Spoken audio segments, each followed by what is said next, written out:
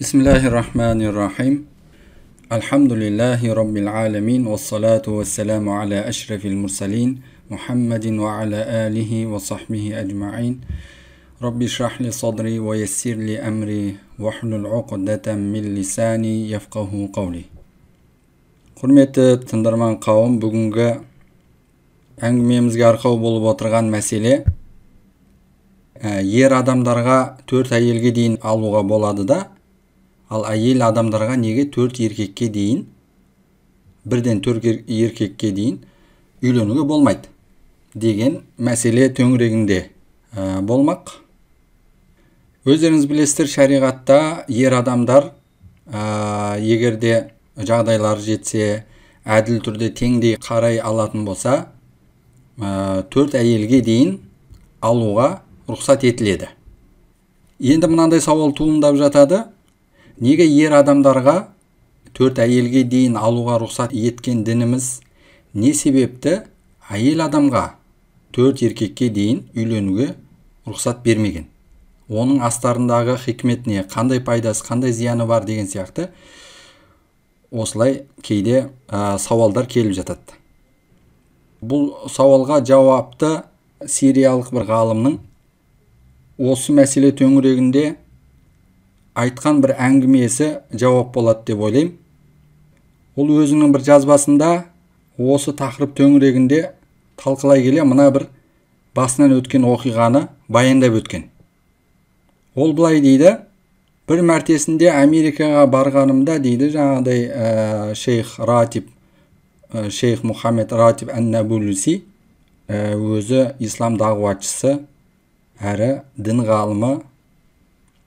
Сондағы кейбір адамдар осы мәселені бетіме басып, неге ислам дінінде әйел кісілер бір еркекпен шектелу керекте, ал еркектерге шектеу қойылмаған деген сияқты наразылықтарын білдіргені бар еді, дейді.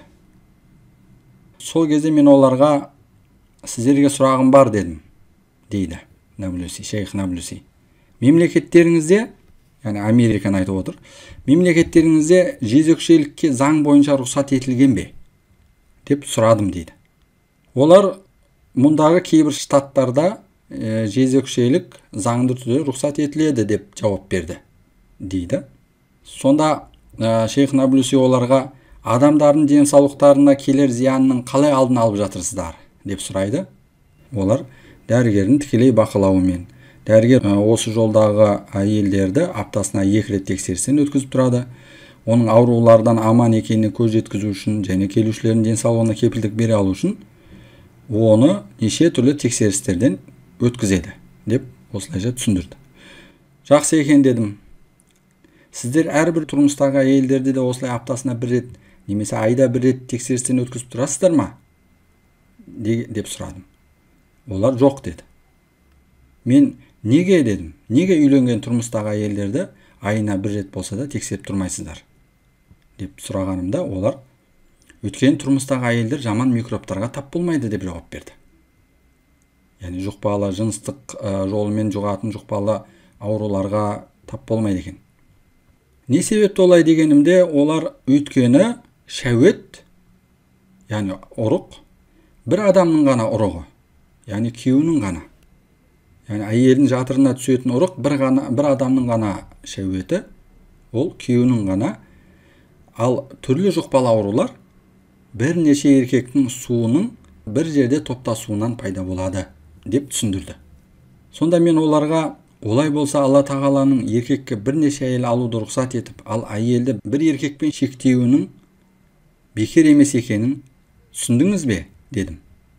Одан соң бір сәт үнсіздіктен кейін мен оларға былай деп сауал қойдым: мына сауалыма жауап беріңіздерші. Сіздер жігіттердің көңіл көтерулері үшін жезөкшелер үйін ашасыздар, еркектер құмарлығын қандырсын деп әйелдерді бір мекенде жинайсыздар. Неге тура осылай әйел баласы үшін де жасамайсыздар? Неге еркек жезөкше үйін ашуға рұқсат бермейсіздер деп сұрадым. Сонда олар: ол ешқашан болмайтын нәрсе деп жауап берді.